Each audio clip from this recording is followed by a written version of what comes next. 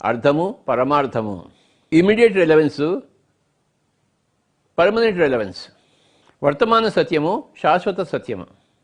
వర్తమాన మంచి, శాశ్వత మంచి. ఆకలి వేసినప్పుడు భోంచేయాలి. భోంచేస్తే ఆకలి తీరుతుంది. అలా అడుక్కుని తింటావేంటి?